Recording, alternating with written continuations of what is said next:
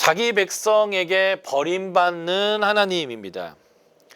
첫 번째 언제 버림받았냐면 사사시대 때, 특별히 사사시대 말기에 제사장들에게 하나님은 버림을 받아서 엘리 제사장과 그의 아들 홈니와 비느하스가 하나님 앞에 음행을 행하고 하나님의 제사를 멸시하는 버림을 받으셨습니다. 두 번째, 하나님은 자신의 백성에게 다시 돌아왔는데 벳세메스 사람들이 하나님을 거절합니다. 민수기에 보면 이스라엘 백성의 진의 구성을 보여주신 다음에 이제 전쟁하러 전진할 때 이스라엘의 진 사이사이에 이제 법궤와 성막이 어디에 위치해서 전진해야 되는지를 설명하는 내용이 이제 민수기 2장, 3장에 걸쳐서 나오는데요. 하나님의 법궤에서 구름이 떠올라 가지고 전진하게 되면 어떻게 해야 되냐면 제사장들이 성소에 뛰어 들어가서 레위인들조차도 이제 만질 수 없게 이 성소에 있는 성물들을 다 이렇게 포장을 해요. 천으로, 가죽으로 해가지고 다 보이지 않게 포장을 하면 레위인들이 이것을 수레에 태우거나 꿰어서 이게 들고 가도록 되어져 있습니다. 그래서 그렇게 해서 죽지 않게 하도록 하는데요. 레위인들조차도 이 법궤는 만질 수가 없어요. 제사장들만이 이 나무를 꿰서 들고 다니게 돼 있는데 이 사람들이 법궤의 뚜껑을 열고 쾌를 들여다보다가 하나님과 충돌하게 됩니다.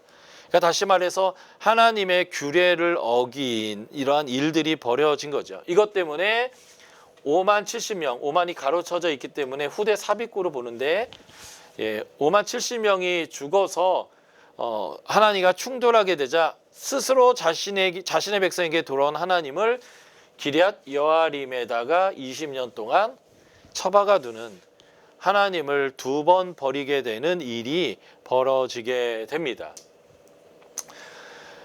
그럼에도 불구하고 일어난 일이 무엇일까요? 미스바에서 사무엘이 우리가 하나님께 돌아가자 하니까 하나님이 전쟁에서 이겨 주실 뿐만 아니라 사무엘이 통치하는 동안 블레셋이 다시는 이스라엘 경내에 들어오지 못하도록 하는 하나님의 구원을 주십니다. 하나님은 구원해 주셨어요. 자기를 버린 백성을 구원해 주셨습니다. 그런데 백성은 뭐라고 얘기할까요? 우리도 열국처럼 왕을 주십시오. 하나님이 왕이신데 사람 왕, 열국과 같은 사람 왕을 달라고 하는 것이 이스라엘 백성입니다. 이게 하나님을 3번 버린 사건입니다. 블레셋이 자꾸 강성해지고 사무엘이 늙게 됩니다.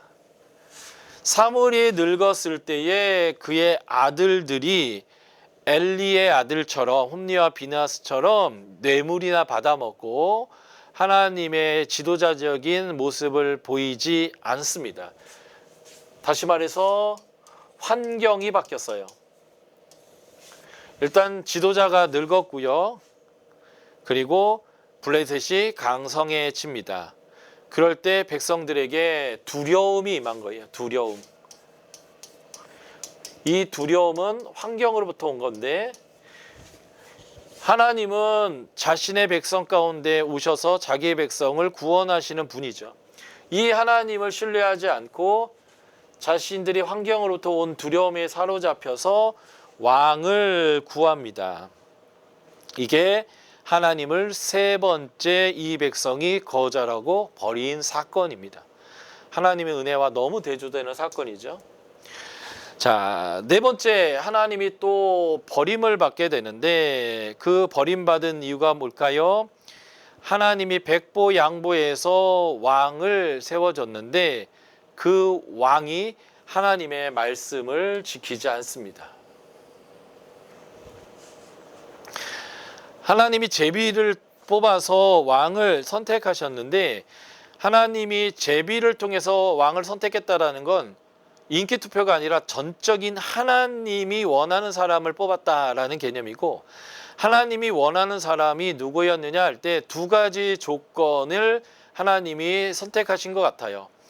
명문화되어서 써 있진 않지만 문맥상 보면 두 가지인데, 첫 번째는 겸손한 사람, 두 번째는 사람의 기반이 없는 사람. 다시 말하면 하나님만 의뢰하는 사람을 뽑으려고 했던 것 같습니다. 그래서 이 조건에 맞는 게 베냐민 지파예요. 사사기 19장부터 21장, 이 전쟁에서 베냐민 지파가 가장 미약한 지파, 남자가 600만밖에 남지 않았던 지파가 됐던 것이죠. 그리고 이것을 알 수 있는 것은 그가 제비 뽑혔을 때 그가 나다, 내가 왕이다 이렇게 하지 않고 도망가 숨었다는 거죠. 예, 그래서 그는 소위 말해서 피지컬적으로는 왕의 조건이 충분했지만 그는 겸손했던 사람이다라는 것을 볼 수 있습니다. 이랬던 사람이 하나님을 버리게 된 거예요. 이유가 뭐냐면 역시나 두려움 때문에 그렇습니다. 그래서 성경은 믿음을 뭐라고 표현하냐면 두려움을 이기는 것이라고 표현합니다. 나중에 다윗은 이스라엘 모든 군대가 골리앗 달만의 두려움에 빠져 있을 때에 그 두려움을 이기고 여호와의 싸움을 싸웠던 사람입니다. 그것이 바로 믿음이겠죠. 예. 백성이 두려워서 사울은 이렇게 하나님을 저버리고 사무엘상 13장과 15장 둘 다 전쟁 때에 그가 두려움 때문에 하나님을 저버리게 됩니다. 좀 이따 이제 그 사건은 제가 본문을 통해서 더 설명드릴 거고요. 그래서 사울에게 버림받으면 4연타 하나님은 자신의 백성에게 연속적으로 버림을 받게 됩니다. 그러나 하나님은 이렇게 버림받을 때마다 포기하는 게 아니라 새로운 사람을 선택하기 시작하고 그 새로운 사람을 통하여 하나님의 나라의 회복의 역사를 써 가시는 것을 우리가 볼 수 있습니다. 누구를 선택하시는가? 첫 번째, 엘리와 홈리와 비느하스 대신 하나님은 사무엘을 선택합니다.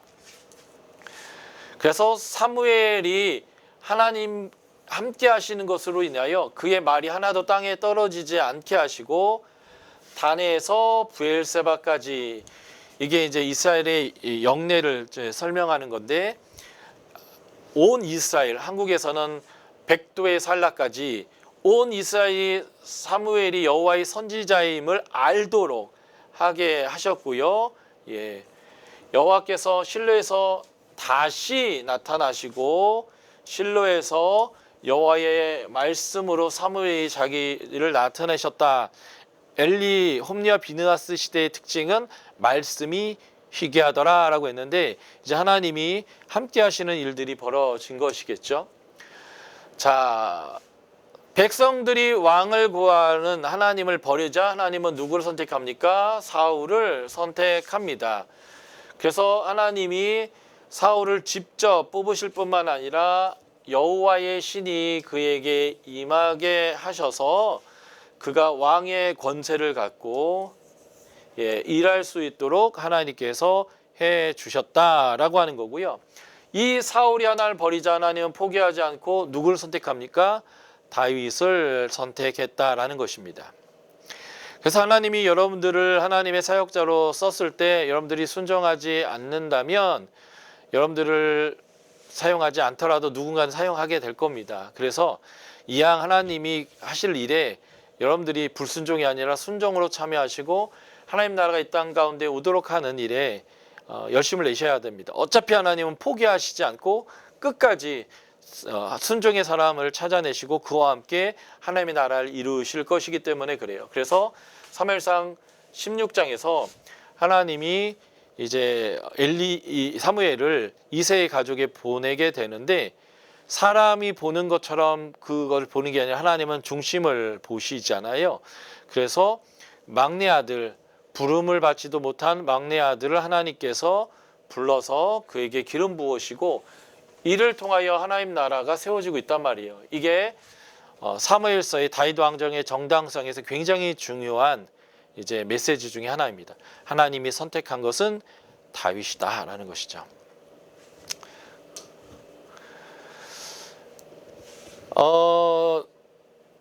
하나님이 기름 부어 세운 사람에게는 어떤 일이 벌어지냐면 백성들이 그에게 두려움을 갖게 되고 그에게 권위를 주게 되는 일이 생기게 되는데요. 모세가 그랬죠. 예. 모세가 율법을 받은 후에 이렇게 후광이 뜨고 하니까 백성들이 두려워했죠. 여호수아가 요단강을 마른 땅처럼 건너게 한 이후에 하나님 능력으로 모세처럼 여호수아를 사람들이 두려워하게 되었고요. 사울 왕이 리더가 왕이 된 이후에 첫 번째 전투를 한 이후에 사울을 사람들이 두려워하게 되었어요. 사무엘도 그렇고요. 다윗에게도 마찬가지입니다. 어떻게 보면 하나님은 자신이 세운 지도자가 권위를 가질 수 있도록 하나님이 하시는데 여기서 재미있는 게 무엇이냐면 지도자가 처음 기름 부음 받거나 소명을 받아서 권위자가 됐을 때 그냥 바로 권위가 생기는 게 아니라 지도자가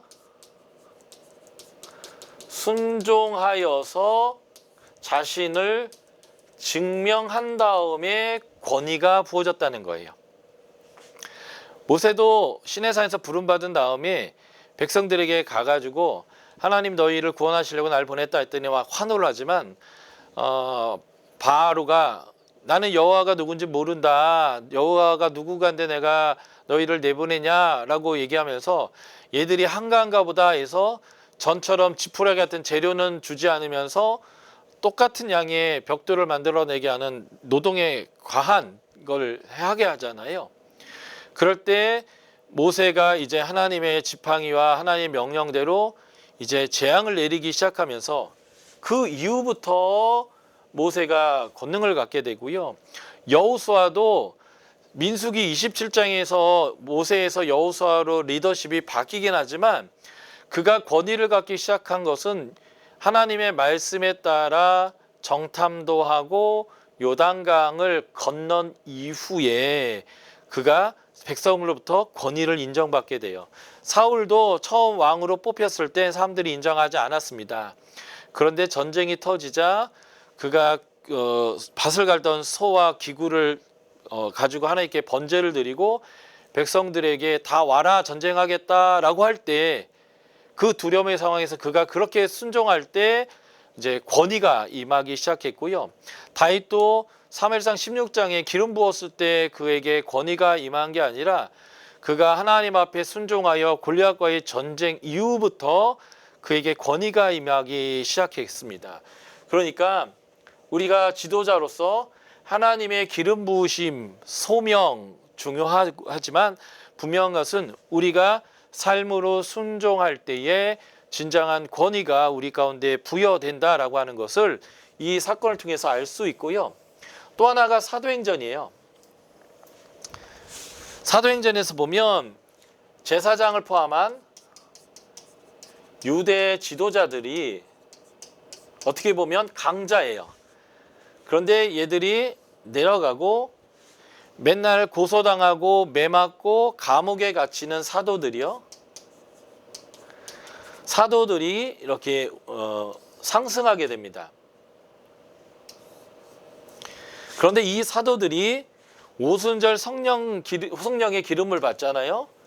받은 후에 하나님께 막 순종하자 얘들이 강자여서 때리고 가두는데 오히려 사도들을 향하여 사람들이 두려워하기 시작하고 많은 제사장들도 이들이 가르치는 도에 복종하는 일들이 있게 되는데 성도라고 번역되는 하기오스라는 단어요.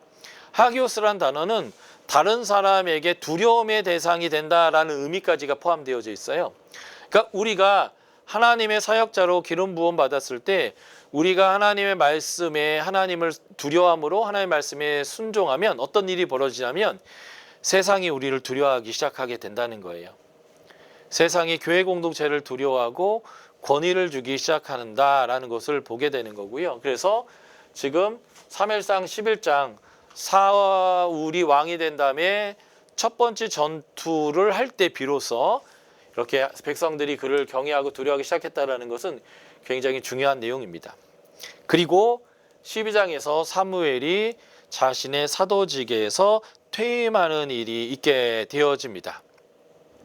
어떻게 보면 사사는 왕적인 정치 지도자이면서 동시에 종교 지도자, 제사장이나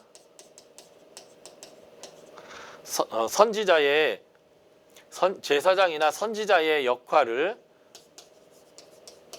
하는 종교 지도자의 두 가지 역할을 하는 것인데, 지금 이 사무엘은 이 정치 지도자의 역할을 이제 왕에게 이양하는 것이 이 퇴임의 아주 중요한 의미다라고 보게 되겠죠. 이러한 퇴임을 할 때 이 사무엘은 어떻게 행동했고 어떻게 이것을 받아들였는가라고 하는 것이 성경에서 중요한 리더십을 보는 중요한 내용인 것 같아요. 일단은 사무엘은 권리를 포기합니다. 왕적인 권위를 자신에게서 내려놓고 왕을 세우라고 할 때 기꺼이 순종했던 사람인 것이죠. 예. 그래서 사무엘이 왕을 달라고 구하는 백성들 때문에 낙심해 있자 사무엘상 8장 7절에 보시면 하나님이 사무엘을 찾아서 위로함이 이렇게 얘기합니다. 백성이 너를 버린 게 아니라 나를 버렸다. 너는 사무엘이고, 그렇죠? 나는 하나님이거든요. 실제 버린 것은 나다. 그러니까 네가 너무 낙심하지 말고 그들이 원하는 대로 왕을 세워라 라고 했을 때 사무엘은 그 권리를 포기하고 왕을 세웠다는 것이죠. 두 번째, 그의 리더십의 중요한 것은 청렴했다는 거예요. 하나님의 뜻에 순종하여 지도력을 사울에게 이양하면서 백성들에게 얘기합니다. 내가 너희에게 빼앗은 것이 있느냐, 잘못한 것이 있으면 말해라, 내가 갚겠다라고 했을 때 백성들은 당신은 우리에게 그렇게 한 것이 없습니다 라고 하면서 지도자로서 그가 얼마나 권력의 자리에 있으면서 깨끗했는지, 그것은 하나님도 백성도 증거했던 내용이라는 거죠. 그래서 지도자가 굉장히 중요한 권위를 가지려면 재정적인 투명성을 이제 가져내는 것이 굉장히 중요한 거고요. 세 번째가 그가 좋은 지도자였던 것은 사명에 충실했기 때문에 그렇습니다. 왕적 지도력에서 떠나지만 여전히 그는 종교적인 지도자로서 제사장 겸 또 선지자의 역할을 하게 되는데, 그의 고별 설교에서 왕과 백성이 하나님을 경외하도록 살도록 요청합니다. 그게 이제 그의 중요한 관심사고 임무였기 때문에 그렇죠.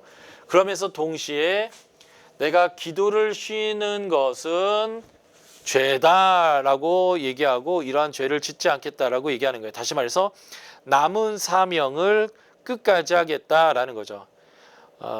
일반적인 인간이라면 빈정상에서 이 양 안 하는 거 다 안 할래요. 이제 나 완전히 은퇴할 테니까 이제 나 그만 부르세요. 막 이렇게 했을 수도 있는 상황이지만 하나님이 그에게 부여해 주신 남은 사명에 대해서 그가 여전히 충성되었다라는 거죠. 그래서 사무엘상 22장 23절에 보면 그가 뭐예요? 선하고 의로운 도를 계속 가르치는 일, 종교적 지도자의 일로서 충성하겠다라고 하는 그의 의지를 표명한다는 거예요.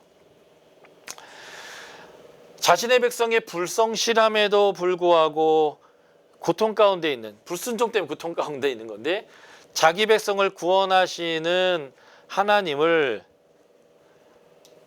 백성들에게 알려줘요. 이 사무엘은.